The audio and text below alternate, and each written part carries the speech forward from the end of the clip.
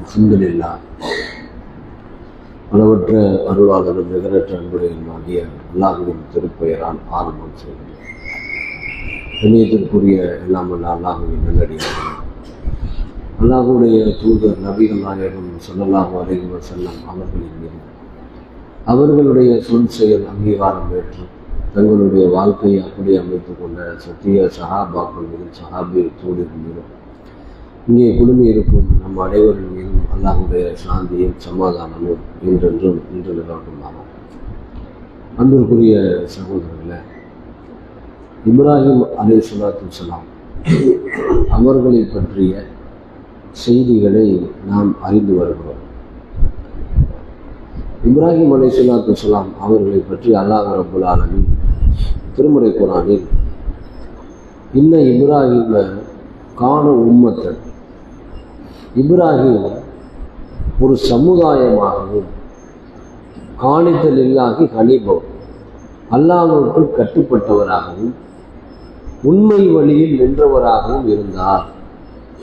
வலம் யகூன் மினல் முஷ்ரிக்கீன், இணை கற்பிப்பவராக அவர் இருந்ததில்லை. ஒரு சமுதாயமாக இருந்தார், அல்லாஹ்வுக்கு கட்டுப்பட்டவராக இருந்தார், உண்மை வழியில் நின்றவராக இருந்தார்.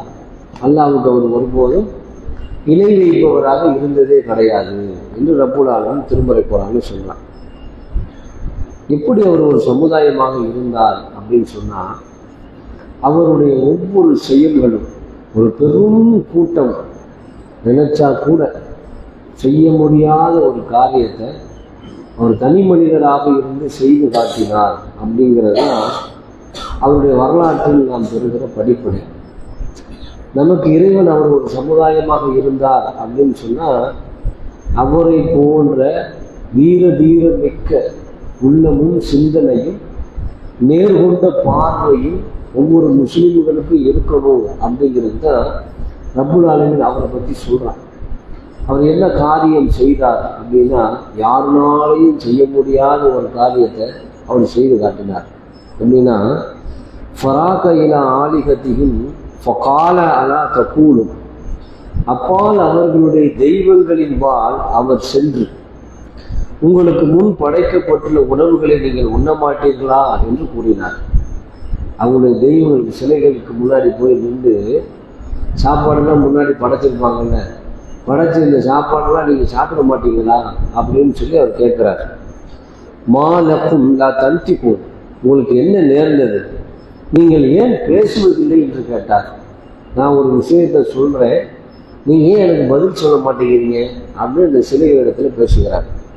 ஃபராக அலைஹிம் லர்பம் பில் யமீன், பின் அவர் அவற்றின் பக்கம் திரும்பி தம் வலக்கையால் அவரை அடித்து உடைத்து விட்டார். ஓங்கி ஒரே அறை, இந்த சிலையை நோக்கி என்ன செய்யிருக்காரு, ஒரே அறை வலக்கையால் அடித்து உடைச்சிட்டார்.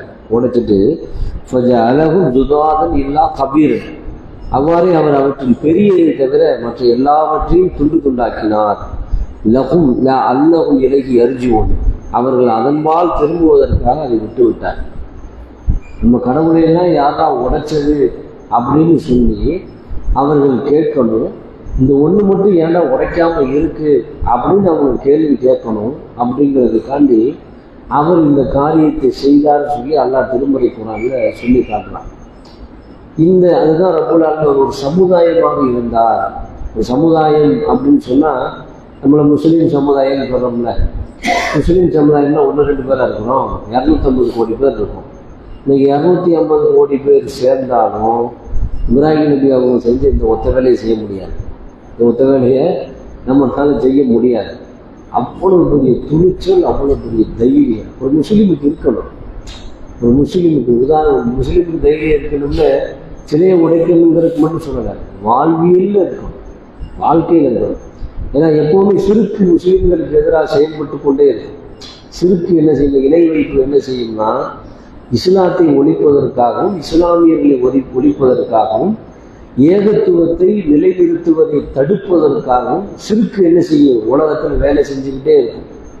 அந்த சிறுக்குக்கு எதிராக யாருடைய வழியில் களம் காண வேண்டி இருக்கு அப்படின்னா, நாம் ஒரு சமுதாயமாக இருந்து செயல்படுகிற அளவிற்கு இப்ராஹிம் நபியை போன்று நம்முடைய ஈமானை என்ன செய்யணும், வலுப்படுத்தி கொள்ளணும். ஒவ்வொரு தனி முஸ்லிம்களும் போராடுகிற குணம் கொண்டவர்களாக இருக்க வேண்டும். சமூகத்தில் இருக்கிற துன்பங்களை, இடர்பாடுகளை எதிர்கொள்ளுகிற மனப்பக்குவம் கொண்டவர்களாக இருக்கணும். நமக்குன்னு ஒருத்தரை எதிர்பார்த்துக்கிட்டே இருக்கக்கூடாது. நமக்குன்னு இவர் நிற்பாரு, அவர் நிற்பாரு, அங்க இருக்கவர் கேட்பாரு, அப்படி ஒரு முஸ்லீம் இருக்கக்கூடாது. ஒரு முஸ்லீம் தனக்கான செயலை தானே செய்து கொடுக்கிற அளவிற்கு. இப்போ இப்ராஹிம் அலைஹிஸ்ஸலாத்து வஸ்ஸலாம் அவங்க என்ன செஞ்சாங்க? ஒரு பெரிய கூட்டத்தை கூட்டிட்டு போயா, நீங்க சாப்பிட மாட்டீங்களா, நான் கேட்டா பதில் சொல்ல மாட்டீங்களா அப்படின்னு கேட்டுட்டு, என்னங்க கேட்குற பேசுற பதில் சொல்ல மாட்டேங்கிற, சப்புன்னு அடிச்சு உடச்சு போட்டார்ல.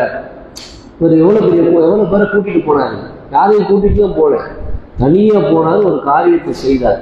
அதனால ரப்பு அவர் என்ன சொன்னார்? சமுதாயமாக இருந்தார், அவர் உண்மை வழியில் நின்றார், கட்டுப்பட்டவராக இருந்தார், இணை வைப்பவராக ஒருபோதும் இருந்ததில்லை. அப்படின்னா என்ன அர்த்தம்? சிறுக்கை ஒழிப்பதில் முதல் கொண்ட முனைப்போடு இருந்தார் அப்படிங்கிறத நம்ம பார்க்கிறோம். அப்ப இதுதான் இப்ராஹிம் அலைஹிஸ்ஸலாத்து வஸ்ஸலாம் அவருடைய வாழ்க்கையில நாம் பெறுகின்ற படிப்பனை. இந்த படிப்பனை நம்முடைய ஒவ்வொருத்தருடைய வாழ்க்கையிலும், ஒவ்வொருடைய முஸ்லிமுடைய உள்ளங்களிலும் இருக்கிறது.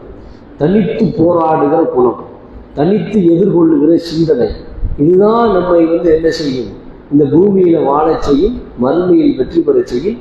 அப்படிப்பட்ட நல்ல மக்களாக அல்லாஹ் ரப்பல் ஆலமீன் நம் அனைவரையும் ஆக்கி அருள்வானார் என்று கூறி என்னுடைய சிறிய உரையை நிறைவு செய்கிறேன்.